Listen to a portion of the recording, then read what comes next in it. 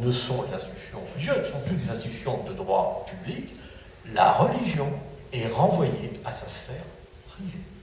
Voilà ce que ça veut dire. La religion est renvoyée à sa sphère privée. Elle n'est plus dans les rouages de l'État. La puissance publique est indépendante. La puissance publique est indépendante des religions.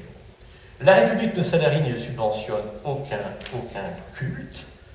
Eh bien, c'est très clair. Toutes les confessions doivent financer leur culte par les contributions volontaires de leurs fidèles. Voilà ce que ça veut dire. Une exception, la loi admet le maintien et le financement des services d'aumônerie, ce qui est logique. C'est dire si la loi de 1905 respecte les religions, c'est que la loi de 1905, dans le même article où elle dit que finalement il n'y aura pas de financement salarié ni de subvention d'aucun culte, elle précise quand même que dans des lieux particuliers que peuvent être une prison, un hôpital ou l'armée, eh bien il y aura un culte qui sera financé par l'État. Pour le reste des articles, il s'agit principalement de transmettre les biens qui sont la propriété de l'État à des associations cultuelles. Donc tous les autres articles, c'est complexe, c'est pas que ça soit plus d'actualité, mais c'était précisément pour faire l'inventaire, pour faire en sorte d'attribuer les biens qui appartiennent à l'État, non pas de les attribuer, il faut de les affecter à des associations culturelles. Alors, je vous disais qu'il fallait savoir d'où vient, et puis il faut aussi savoir que si la laïcité, comme on le prétend, est finalement contre les religions, et puis c'est pas le contraire, ça peut très bien être, pourquoi pas, l'Église catholique, qui à l'époque aurait été opposée à cette loi de 1905. Bien, c'est précisément ce qui s'est passé, mais qu'on ne dit pas assez souvent. La loi de séparation est condamnée dès le 11 février 1906 par le pape Pie X, dans la lettre encyclique Ve Manternos, extrait. Qu'il faille séparer l'État de l'Église, c'est une thèse absolument fausse, une très pernicieuse État, basée en effet sur ce principe que l'État ne doit reconnaître aucun culte religieux. Elle est tout d'abord très gravement injurieuse pour Dieu, car le Créateur de l'homme est aussi le fondateur des sociétés humaines, et il les conserve dans l'existence comme il nous soutient. Nous lui devons donc non seulement un culte privé, mais un culte public et social pour l'honorer. Voici quelles sont les revendications de l'Église catholique. L'Église, à ce moment-là, la papauté, considère que on ne peut pas simplement se trouver dans la sphère privée, il faut aussi vouer un culte public. C'est le fait que dans l'espace public, on peut vivre sa religion, ce qui n'est pas contraire à la laïcité, on le verra tout à l'heure, puisque la rue, l'espace public, en lui-même, il est totalement libre. On pouvait très bien, dans la rue, faire du prosélytisme, c'est absolument pas interdit par la laïcité en France. Et social pour l'honorer. C'est le terme de social qui pose un problème, puisque en indiquant social, ça veut dire ce que l'on souhaite, c'est que la puissance publique fasse toujours référence à la religion, et notamment à la religion catholique. Le 10 août 1906, donc on est déjà en conflit, on vient d'adopter la loi de 1905, donc adoptée par les représentants du peuple français, et on est déjà en conflit avec les représentants de la religion catholique. Le 10 août 1906, alors auparavant, on cherche à faire les inventaires, on essaye de faire des inventaires, puisqu'il faut faire les inventaires pour pouvoir les affecter à des associations cultuelles. Il se trouve simplement que le 10 août 1906, par l'encyclique Gravissimo Officii, il est interdit la formation d'associations cultuelles prévues par la loi pour administrer les biens immobiliers nécessaires à l'exercice du culte. C'est-à-dire que la loi ne peut pas s'appliquer, puisque l'Église a décidé qu'aucun catholique ne pouvait participer à l'application de la loi. Dans un souci d'apaisement, le gouvernement Georges Clemenceau fait voter la loi du 2 janvier 2007, laissant les édifices nécessaires à l'exercice du culte à la disposition des fidèles et des ministres du culte, à défaut d'associations cultuelles. Il n'a pas le choix. Clemenceau dit, je n'ai pas le choix. Je vais donc faire en sorte de remettre les biens qui appartiennent à l'État, je vais les remettre à des représentants de l'Église catholique. Et on va même devoir modifier la loi. Et c'est vous dire si la loi de 1905 elle s'adapte à la situation, puisque le 13 avril 1908, Pour tenir compte du refus de l'Église catholique de créer des structures cultuelles, eh bien, on va autoriser les communes à engager les dépenses nécessaires pour l'entretien et la conservation des édifices du culte dont ils ont la propriété. On va ainsi mettre à la charge du contribuable l'entretien des églises qui pourtant sont gérées par l'Église. Donc, on fait quand même, les Républicains vont faire des pas importants. Ils vont continuer, puisqu'en 1919, vous savez que le Haut-Rhin, le Bas-Rhin, la Moselle sont régis par le Concordat. Eh bien, eux vont demander à toujours continuer de devoir appliquer la loi sur le Concordat. Et pour cause, parce que ce que l'on dit, c'est que il ne faut surtout pas croire que le Concordat serait plus intéressant sur le plan religieux. C'est que tout simplement, ce sont toutes les lois bismarckiennes qui s'appliquent dans cette région, et elles sont très protectrices et très sociales. Très sociales. Par exemple, la faillite personnelle que l'on connaît depuis peu de temps en France, elle s'appliquait déjà dans ces départements.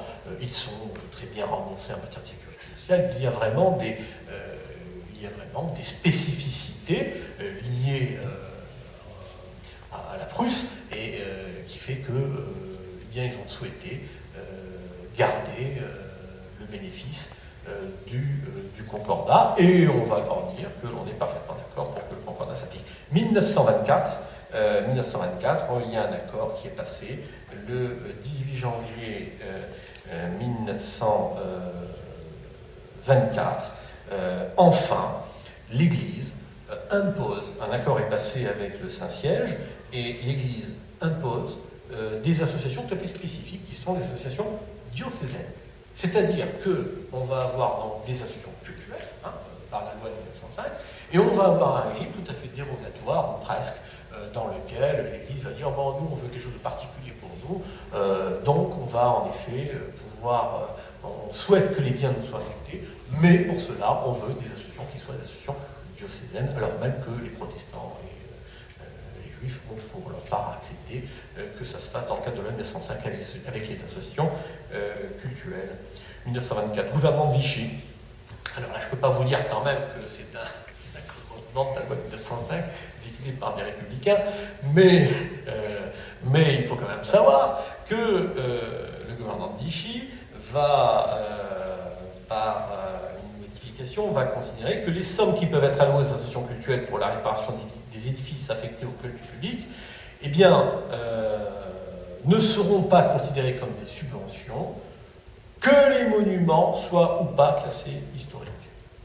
On aurait pu penser qu'avec la Libération, on revienne sur ceci, mais pas du tout. Cette loi qui est adoptée en 25 décembre 1942 sera conservée,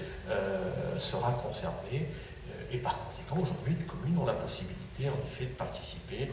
Alors, elles ne le font pas, généralement, elles ne le font pas, mais elles ont la possibilité de le faire.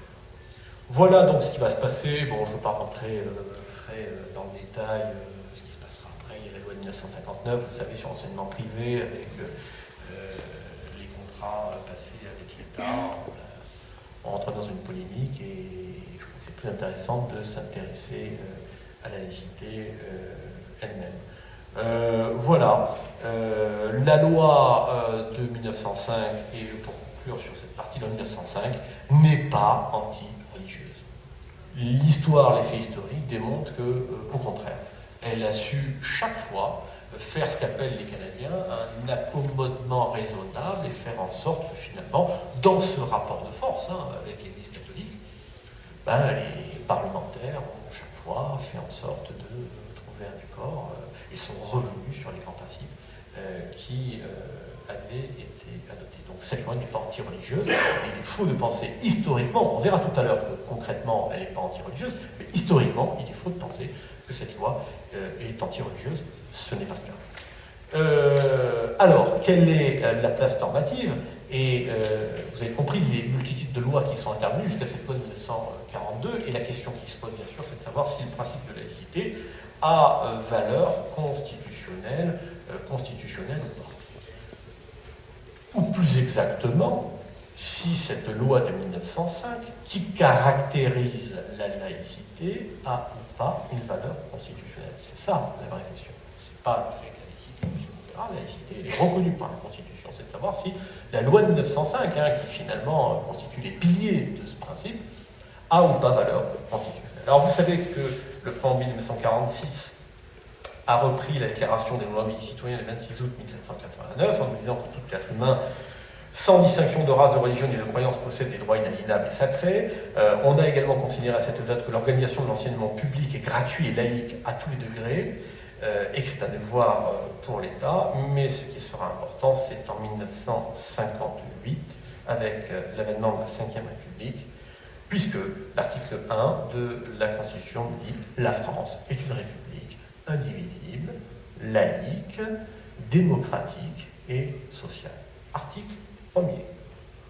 Première observation, c'est que le mot laïque est clairement employé. Vous avez vu tout à l'heure, je vous ai lu l'article 1er et 2 de la loi de 1905.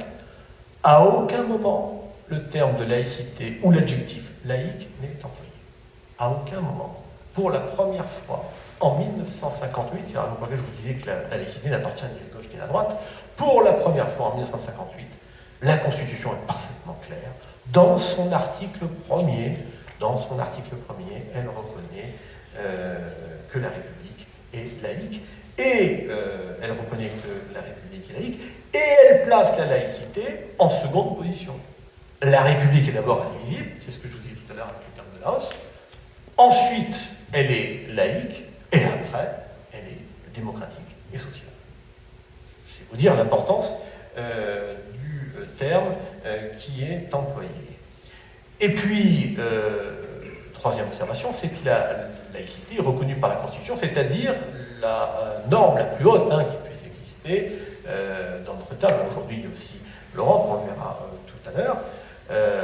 Mais voilà, la laïcité a donc une valeur constitutionnelle. Est-ce que pour autant la laïcité telle qu'elle est organisée par la loi de 1905 a une valeur constitutionnelle? Rien n'est moins sûr. Alors, rien n'est moins sûr parce que c'est tout le paradoxe. C'est qu'on a un principe de laïcité qui est reconnu par la Constitution, qui en réalité trouve ses bases dans la loi de 1905, mais qui aujourd'hui, cette loi, n'est qu'une loi. Alors, ce n'est qu'une loi. Le Conseil constitutionnel nous dit que c'est la liberté de conscience qui doit être regardée comme l'un des principes fondamentaux reconnus par les lois de la République, concernant la loi relative à la liberté d'enseignement. Le Conseil constitutionnel qui nous dit encore, lors de l'adoption du traité pour l'Europe, nous dit que sont respectées les dispositions de l'article 1er de la Constitution, au terme de laquelle la France est une république laïque, qui interdisent à quiconque de se prévaloir de ses croyances religieuses pour s'affranchir des règles communes régissant les relations entre les collectivités publiques et particulières. C'est-à-dire que là, le Conseil constitutionnel nous dit attention, le communautarisme, bon, on a bien compris que vous n'en voulez pas, bon, mais nous, on considère que ce qui a été adopté est bien conforme aux principes de